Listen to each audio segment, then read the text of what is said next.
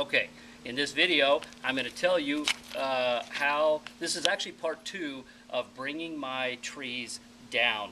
So in the first video, I showed what I did first. And now that the tree is cut back, you can really see what I had done. What I had done with this tree is I had cut off a branch in here. And I cut one off over here. And the purpose for that was to stimulate some growth. So I knew that if I made that cut and that branch came up to here and this tree was this tall. This is a 25-year-old tree. It's a Meyer lemon. So I now need to bring this tree down. It was producing way too many lemons. I mean, look at how many lemons are on it. And this is only one-fifth, not even 1/5 of the tree in this section right here. So you can see how loaded these trees are. You don't have to have big trees to get lots of fruit. What you need is lots of fruiting wood, not massive trees. So what I did was, in the first video I showed you, I made some cuts in here, so I stimulated some growth so that I could make sure that I had a live tree before I made any big drastic cuts. Then once I got this growth out, I put my weights on, leveled out my tree. My goal in this whole section over here, where before I only had 2 trees, 2 fruit trees. I had this Meyer lemon and I had this over here, a Bear's lime. And now what I want to have is I want to have a hedge that comes all the way around with citrus, all the way around this whole thing. So I want you to think about something. I want you to think about structure of trees and how when you go to the store and you purchase one, what they ultimately do. They cut them because they have to sell lots of leaf. I mean, who's going to buy a tree that has no leaf on it? Oh, that's a sick, ugly tree. I don't want that. You want one with lots of leaf on it. The reality is the way that they do that is by making some cuts and forcing out lots of growth. So if you come over here and look at this here. This here is a tango mandarin. And you can see that there is 1, 2, 3 main branching sections to this tree. It had another one coming straight up the center. I made a cut that out. I got new growth. As you can see, I grew them out here so I could balance out the tree because it was really empty in here. So I made my cut. I got out some new branching, and now I'm forcing it over into the areas that I want it. I put weights on it, and I cut it, and now I'm forcing out. So you can see, this one is real easy to see. 1, 2, 3. So this is going to fill in this section over here. So this particular type of tree, it has, in essence, 3 separate trees growing on it. It's an open vase or open center. Some call them like a modified and such.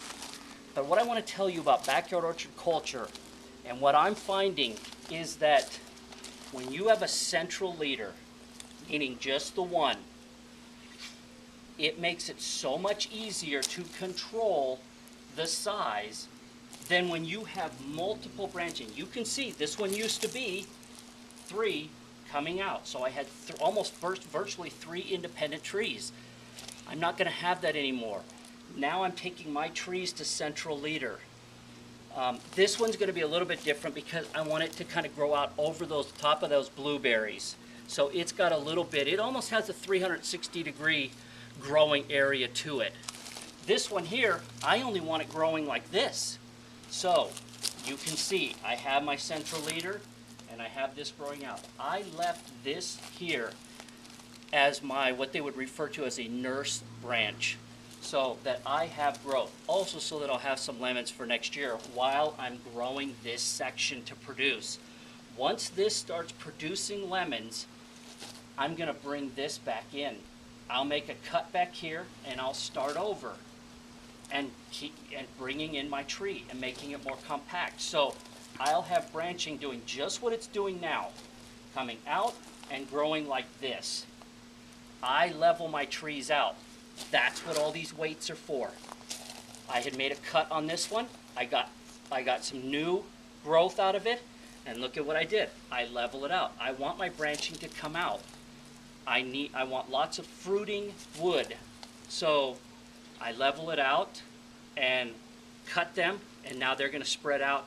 They're going to give me 2 or 3 there. I'll get 2 or 3 here, and I'll start filling in this bush so that I have lots of fruiting wood, and it'll be growing laterally like this, or horizontally like this here. Now, this tree back here, you can see I made a big cut on it because it had, this was the lowest one. The next one up was up here, and up here it was only going to get larger and larger, and that is not what I want. I want them starting down about here, and I'm going to fill in this section. I know it can be very nerve-wracking to make those cuts, but what I have found with citrus is that citrus is very, very difficult to kill. It's a very hardy plant. They come back. So now I can see I have so much new, what some used to refer to as sucker growth. Sucker growth actually comes out of the roots down there, but this stuff here, I'll end up putting my little weights. Once they come out a little bit further, I'll pinch them off. Now it will harden off, and then I will start growing it that way. You can see here on my lime, this lime did that same thing. It was way up in here. So I made a cut here and a cut in here so that I could get new growth.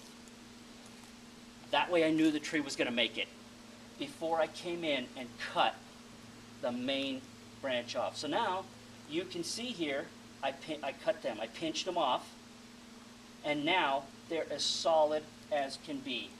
You know, this one here, you can see what I'm doing. I'm leveling out my tree, bringing it this way. I'm hoping that here in the near future, the spring sun will give me some new branching coming out the sides, and I will be able to grow this thing this way and have all my fruit down low for me to pick. Now here is something I'm going to show you that just about kills everybody.